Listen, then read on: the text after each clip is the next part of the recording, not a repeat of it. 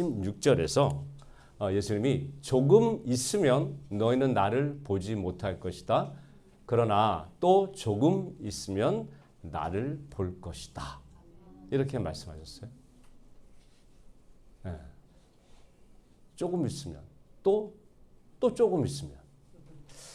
네, 당연히 이 말은 예수님이 죽으시고 부활하신 그것에 대한 말씀이에요. 이게 시간이 지나서야 알아들을 수 있었던 그 말인데 당시 제자들이 이 말을 들을 때는 도대체 무슨 말씀을 하시는지 이해할 수 없는 그런 내용이었어요. 그의 제자 가운데서 몇몇이 서로 말하였다. 그가 우리에게 조금 있으면 나를 보지 못하게 되고 또 조금 있으면 나를 볼 것이다 하신 말씀이다. 내가 아버지께로 가기 때문에 라고 하신 말씀은 무슨 뜻일까? 그들은 말하기를 도대체 조금 있으면 이라는 말씀이 무슨 뜻일까? 우리는 그가 무엇을 말씀하시는지 모르겠다 하였다. 예. 예수님의 죽음뿐만 아니라 예수님의 부활, 이게 믿고 싶어도 보지 않으면 도대체 믿을 수 없는, 도저히 믿을 수 없었던 사건, 그 사건을 앞에 두고 여전히 뭐가 뭔지 어리둥절해 하던 제자들에게 예수님이 또 이렇게 말씀하셨어요. 같이 읽읍시다. 시작. 예수께서는 제자들이 자기에게 물어보고 싶어하는 마음을 아시고 그들에게 말씀하셨다. 내가 조금 있으면 너희가 나를 보지 못하게 되고 또 조금 있으면 나를 볼 것이다 한 말을 가지고 서로 논의하고 있느냐. 내가 진정으로 너희에게 말한다. 너희는 울며 애통하겠으나 세상은 기뻐할 것이다. 그러나 너희가 근심에 쌓여도 그 근심이 기쁨으로 변할 것이다. 아멘. 예수님이 하나님 아버지께로 가시기 위해서 죽음에 넘겨지면 세상은 어떻게 한다? 기뻐한다. 기뻐하겠지만 제자들은 어떻다? 울며 애통하게 될 거라고 했어요. 울며 애통하는 걸 우리는 비통하다라고 얘기해요. 비통하다. 야곱에게 몇 명의 아들이 있었을까요? 11명? 12명? 네, 대략 12명일 것 같아. 네? 한 다스예요. 한 다스네요. 네. 12명의 아들이 있었어요. 그런데 야곱은 그 중에 누구를 제일 좋아했어요? 요셉을 좋아했어요. 그러면 안 돼. 편애하면 안 돼. 네. 그런데 그 사랑하는 요셉이 행방불명되었다는 소식을 듣게 되었을 때 야곱이 느낀 그 감정이 뭐다? 비통합니다. 애통합니다. 네. 야곱은 슬픈 나머지 어때요? 옷을 찢고 베옷을 걸치고 아들을 생각하면서 여러 날을 울었다.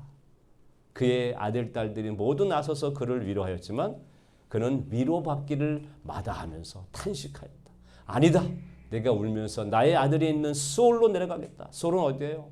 옛날 사람들은 죽으면 가는 곳. 네, 죽으면 가는 곳. 죽음 같은 곳. 소울로 내려가겠다. 아버지는 잃은 자식을 생각하면서 울었다. 제자들과 예수님을 따르던 여인들에게도 예수님이 십자가에 못 박히시는 그 장면은 그야말로 비통함이었어요. 옆에서 바리새인들과 제사장들이 낄낄거리고 웃을 때 비통함을 표현도 못하고 예수님을 따르던 사람들은 그 비통함에 빠져 견딜 수 없었어요. 그런데 예수의 십자가 곁에는 예수의 어머니와 이모와 글로바의 아내 마리아와 막달라 사람 마리아가 서 있었다. 왜 여기다 이렇게 써놨을까?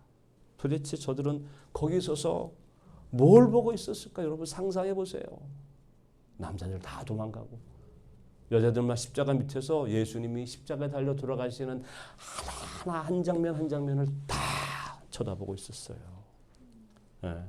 아무도 어머니 마리아는 몇 번 까불쳤을 거예요. 그죠? 어머니의 마음 그렇잖아요. 예수님을 동굴에 장사 지내고 다시 찾아간 동굴에 예수님의 시신이 사라졌어요. 그동안 복받쳤던 슬픔이 터져 나왔어요. 누가? 막달라 마리아가. 그런데 마리아는 무덤 밖에 서서 울고 있었다. 울다가 몸을 굽혀서 무덤 속을 들어보니 흰 옷을 입은 천사 둘이 앉아 있었다. 한 천사는 예수의 시신이 놓여있던 자리 머리밭에 있었고 다른 한 천사는 발치에 있었다. 천사들이 마리아에게 말하였다. 여자여, 왜 우느냐? 왜 통곡하느냐? 마리아가 대답하였다. 누가 우리 주님을 가져갔습니다. 어디에 두는지 모르겠습니다. 네. 그런데 예수님은 제자들에게 너희가 근심에 쌓여도 그 근심이 어떻게? 기쁨으로 변할 것이다. 즉 너희의 비통이 기쁨으로 변할 것이다 라고 말씀하신 겁니다. 이 기쁨을 예수님은 이 해산의 기쁨에 견주셨어요. 해산의 기쁨. 그 여자분들한테는 해산이 기쁨이 아니잖아, 사실은. 고통이죠. 네. 여자가 해산할 때는 근심에 잠긴다. 왜? 진통할 때가 왔기 때문이다. 그러나 아이를 낳으면 사람이 세상에 태어났다는 기쁨 때문에 그 고통을 더 이상 기억하지 않는다. 여러분, 사람의 임신 기간이 몇 주인 것 같죠? 남자들 대답해 보세요. 몇 주죠? 누구야? 40주. 280일이. 누구야? 강무수님이세요? 와, 역시. 네, 여러분, 해산의 진통과 해산의 고통은 의미가 약간 달라요. 그죠? 해산의 고통 그러면 애를 낳을 때 고통인데 사실은 그 고통보다는 해산의 진통 이게 더 커요. 분만하기 전에 진통을 느끼는 단계. 여자들이 진통을 느끼면 1시간에 6번 정도의 진통이 온대요. 이 진통이 얼마나 고통스러웠는지 사도 바울도 그 고통에 대해서 이렇게 얘기를 해요. 사람들이 평안하다, 안전하다 하고 말할 그때에 아기를 뵌 여인에게 해산의 진통이 오는 것과 같이 갑자기 멸망이 그들에게 닥칠 것이니 그것을 피하지 못할 것입니다. 남자인 바울의 눈에도 해산하는 고통, 그 진통이 세상이 멸망하는 진통, 멸망하는 고통만큼이나 크다라고 견줄 정도이니 여자들이 직접 경험한 그 고통은 정말 말로 표현할 수 없는 고통일 것입니다. 그렇게 연약한 어머니의 몸을 찢고 아이가 탄생한 것처럼 예수님이 십자가에 못 박혀서 그 육체가 찢기는 고통을 당할 때 비로소 뭐가 나왔다? 교회가 나왔다. 교회가 탄생되었다라고 말할 수 있어요. 근데 있잖아요. 탄생한 산모, 이 신생아는 산모의 뼈마디가 다 으스러지는 그런 고통, 그런 산고를 겪는데 그 산고를 잊어버릴 정도로 망각할 정도로 엄청난 기쁨을 가져다 줍니다. 어떻게 둘째, 셋째를 다 그렇게 낳을 수 있겠어요? 그 고통 생각하면 낳지 못합니다. 근데 또 잊어먹어. 아니, 잊어먹는다는 것보다는 그 아이가 탄생한 그 기쁨이 진통보다 더 위대하기 때문에, 더 낫기 때문에. 이와 같이 지금 너희가 근심에 쌓여 있지만 진통 앞에 있는 산모처럼 근심에 쌓여 있지만 내가 다시 너희를 볼 때에는 어떻다? 너희의 마음이 기쁠 것이며 그 기쁨을 너희에게서 빼앗을 사람이 없을 것이다 라고 말씀하시는 거예요. 네. 나와의 이별, 나의 죽음으로 인해 너희들은 비통을 지금 안고 있다. 그런데 나를 다시 보게 될 것이다. 그때는 근심과 비통을 능가하는 기쁨.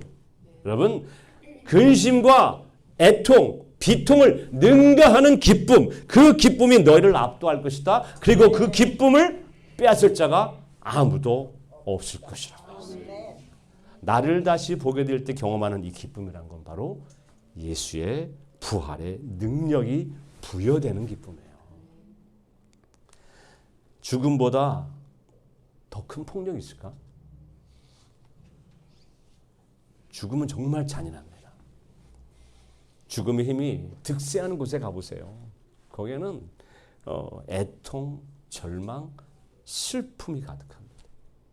어르신들이 양로병원에 가기 싫어해. 웬만해서는 양로병원 가기 싫어해. 왜 그래?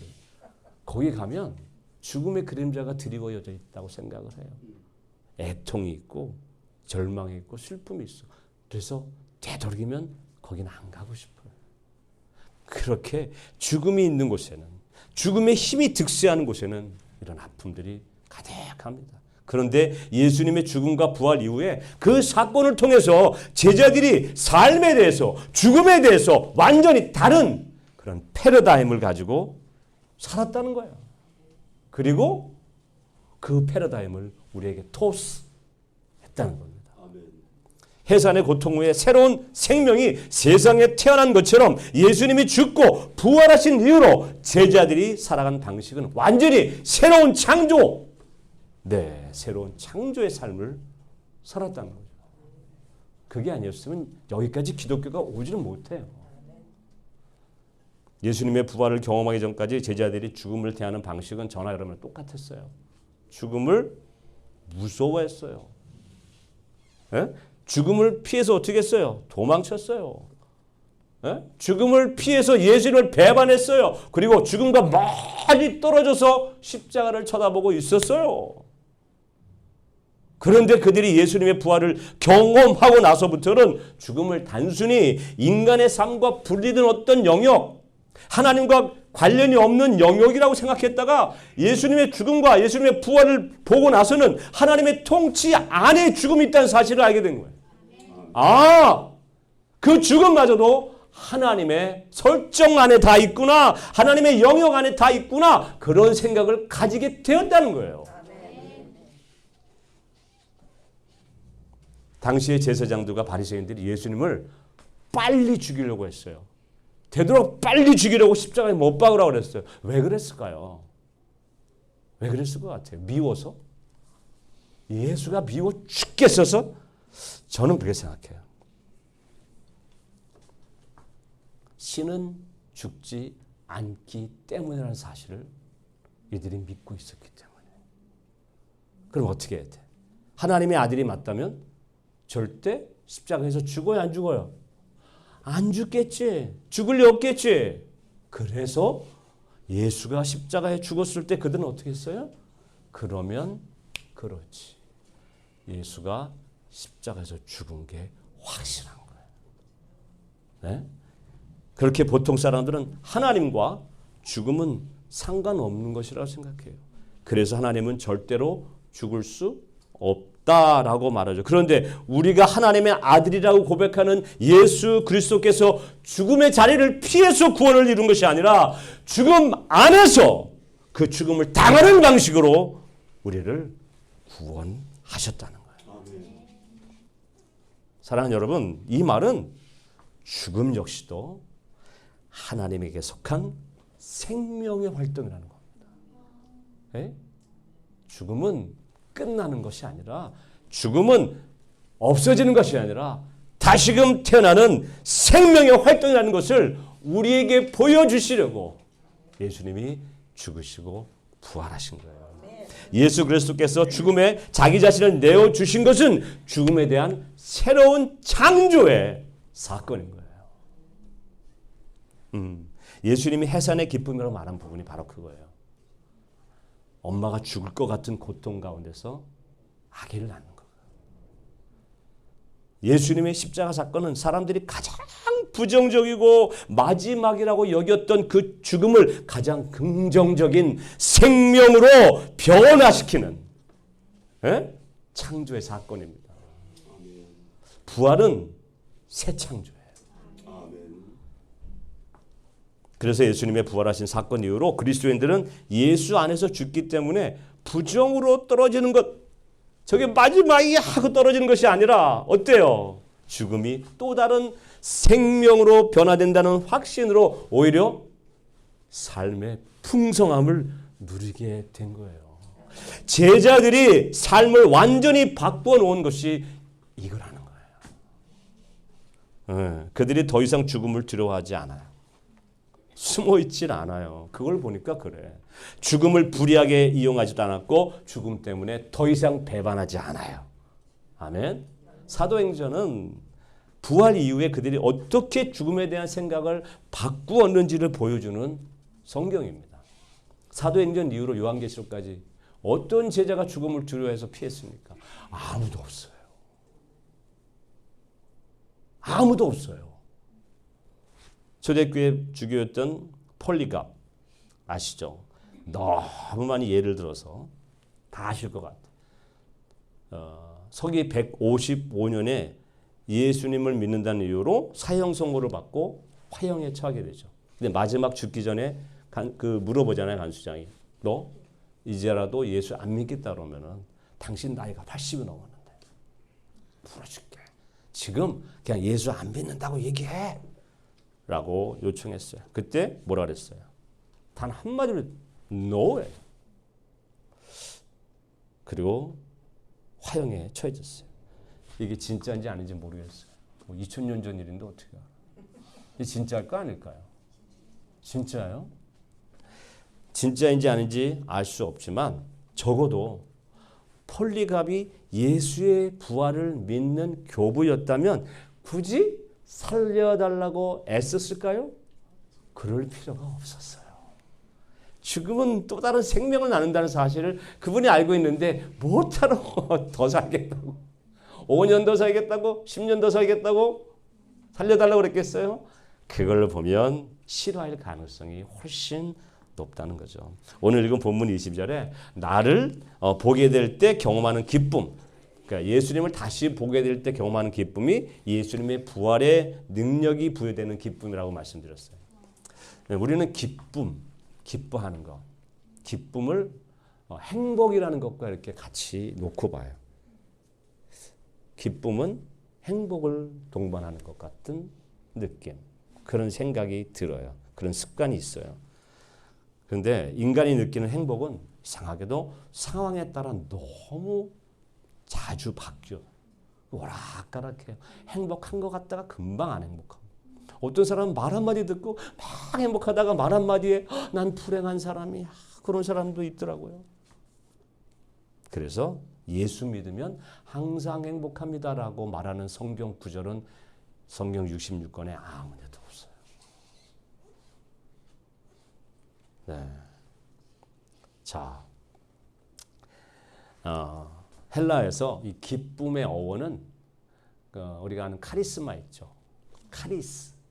이 카리스하고 밀접한 관련이 있어요. 그 카리스는 뭐예요? 선물이잖아요. 은혜잖아. 그러니까 기쁨은 하나님의 선물이면서 그 선물을 받았을 때 우리들의 반응이 기쁨이라는 거예요. 네, 이해하셨죠? 오늘 제목이 비통이 기쁨으로 라는 것 역시도 비통한 상황이 행복한 상황으로 바뀐다는 의미가 아니라 비통한 상황 속에서 우리가 그 상황을 대하는 반응이라는 거예요. 우리의 반응이 우리가 처한 어려움이나 우리 행복을 빼앗아는 것들의 마음을 쏟는 대신에 하나님께 마음을 두게 됩니다. 근심거리는 그냥 있어요. 그런데 우리의 무게중심은 어디가 있어? 하나님께로 가 있는 거예요. 우리 마음을 하나님께 둔다고 해서 우리의 불만을 부정하거나 부정적인 감정을 꽉 틀어막고 아닌 것처럼 그렇게 산다는 게 아니에요. 많은 시편 기자들이 본을 보여준 것처럼 우리는 우리의 마음을 속상해하는 것들, 저 근심거리에 빼앗기지 않고 그 대신 그것들을 하나님께 쏟아부을 수 있다는 겁니다. 쏟아부을 수 있다는 거예요. 우리를 아프게 하는 모든 것을 노골적으로 하나님께 말할 수 있는 거예요. 하나님 도대체 이게 왜 이래요? 이게 뭡니까? 주님, 나를 대적하는 자들이 어찌 이렇게도 많습니까? 지금 따지고 있는 거예요. 쏟아붓고 있는 거예요, 하나님한테. 나를 치려고 일어서는 자들이 어찌 이렇게도 많습니까, 하나님? 나를 빗대어 하나님도 너를 돕지 않는다고 빈정대는 자들이 어찌 이렇게도 많습니까? 셀라. 그러나 주님은 나를 애워싸주는 방패, 나의 영광, 나의 머리를 들게 하시는 분이시니 내가 주님을 바라보며 소리 높여 부르짖을 때에 주님께서는 그 거룩한 산에서 응답하여 주십니다. 셀라. 내가 누워 고나게 잠들어도 또다시 깨어나게 되는 것은 주님께서 나를 붙들어 주시기 때문입니다. 나를 대적하여 사방에 진을 친 자들이 천만대군이라 하여도 나는 두려워하지 않으렵니다. 주님 일어나십시오. 나의 하나님 이 몸을 구원해 주십시오. 아, 주님께서 내 모든 원수들의 뺨을 치시고 악인들의 일을 부러뜨리셨습니다. 구원은 주님께만 있습니다. 주님의 백성에게 복을 내려 주십시오. 아멘. 네, 저기에 사방에 진을 친 자들이 천만대군이라 하여도 라는 말은 뭐예요? 우리 행복의 기준은 뭘까요? 우리 행복의 기준은 일단 사방에 진을 친 자들 천만대군이 없어져야 돼. 처음부터 없거나 아니면 지금 없어져야 내가 행복해질 수 있다는 거지. 그게 우리의 행복의 기준이에요. 그런데 다윗에게 복이란 천만대군이 처음부터 없어지거나 사라짐으로 얻어지는 행복이 아니라 그 진에 둘러싸여 있는 중에서도 두려워하지 않고 어떻게 고운하게 잠을 잘 수 있는 기쁨, 이걸 복이라고 했다는 거예요. 쉽지 않죠. 네. 우리가 돈 문제로, 사람 문제로, 또 질병 때문에 머리가 아프고 속이 뒤집어지는데 이런 문제들이 우리에게서 떠나가야 기쁘다는 패러다임이 아니라, 네? 그 문제들을 안고도 평안히 잠들 수 있는 능력이 우리에게 있다면 얼마나 좋겠습니까? 네, 제가 이런 말을 하면은 또 양심에 걸려요. 제가 무슨 일이 생기면 잠을 잘 못 자. 주여. 네. 그런데 어떤 게 복이라고요? 어떤 게 기쁨이라고요? 그 와중에도 콜콜 자는 거예요. 이게 기쁨이라는 거예요.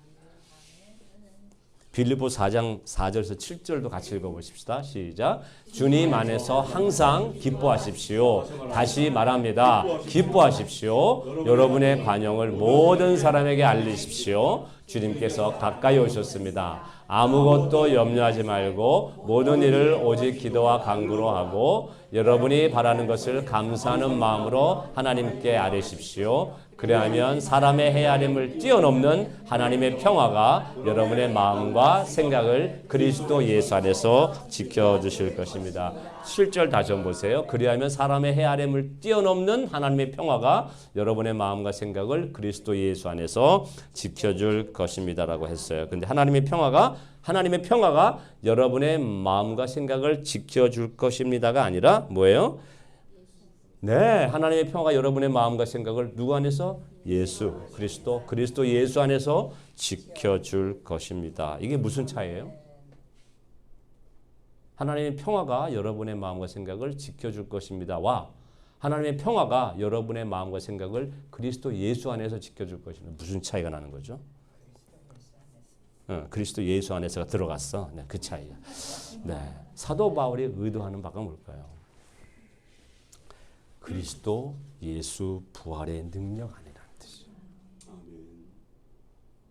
예수가 부활하셨기 때문에 저게 가능한 거예요. 그리스도 예수 그 부활의 능력 안에서 지켜주신다는 거예요.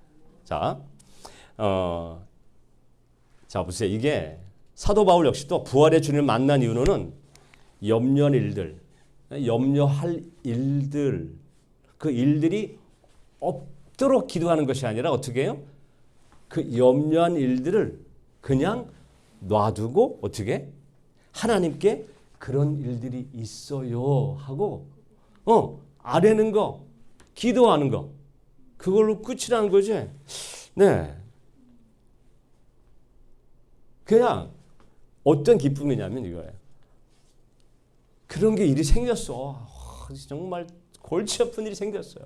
근데 그 골치 아픈 일을 하나님 치워주세요 하고 기도한 게 아니라 하나님 이런 골치 아픈 일이 있어요 하고 아뢰 수 있는 통로가 있다는 거에 기쁨을 가졌다는 거예요. 이게 얼마나 파워풀한 일인가 하면요. 예, 염려할 일들을 없게 해달라고 기도하면 염려할 일이 없어질 때까지 그 염려가 있어요, 없어요?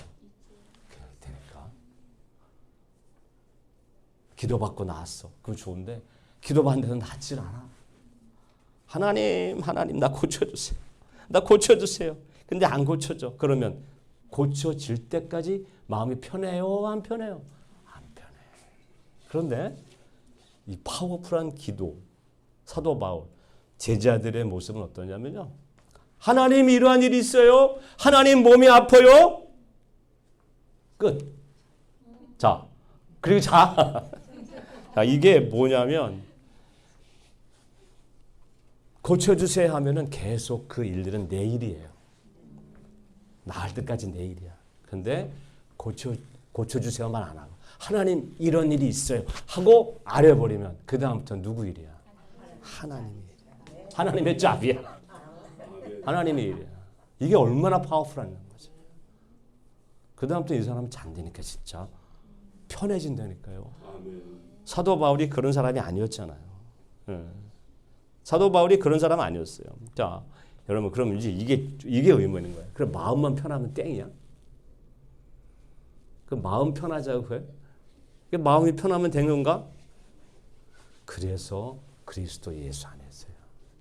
부활의 예수가 그것에 관여한다는 거예요.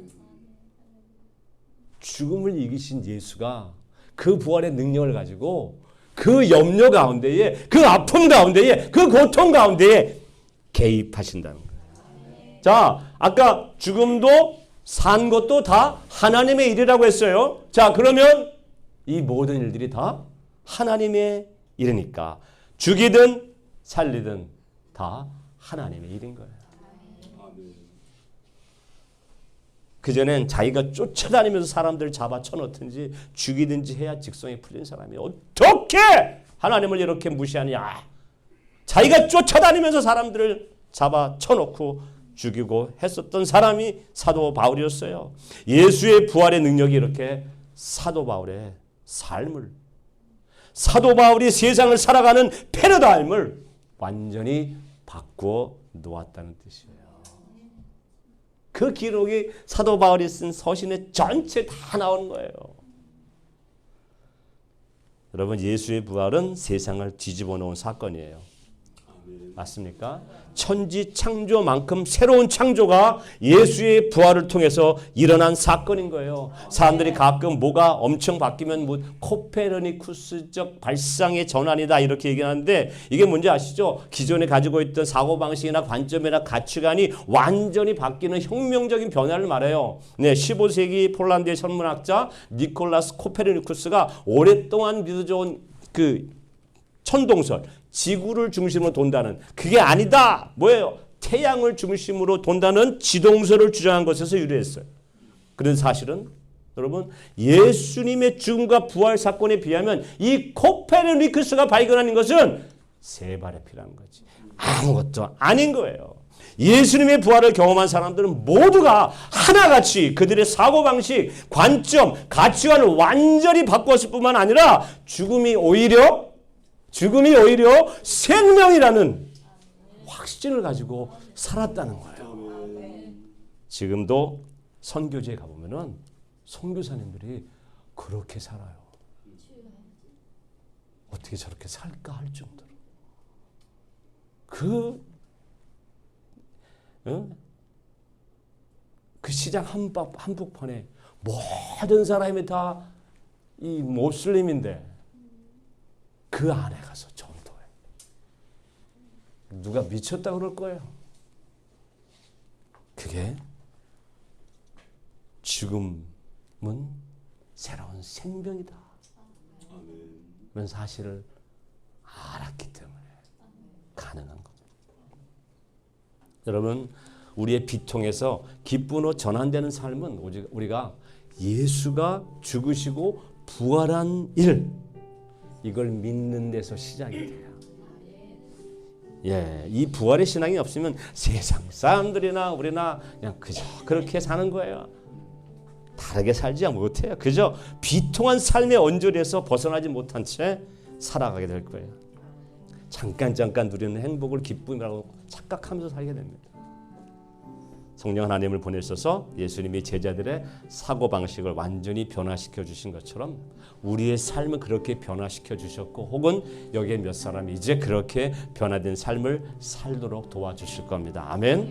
성령 하나님의 인도하심에 여러분을 맡기고 세상에 나가셔서 비통해서 기쁨으로 전환된 삶을 사시고 다시 이 자리로 돌아오시기를 부탁드립니다. 저도 그렇게 살아보겠습니다.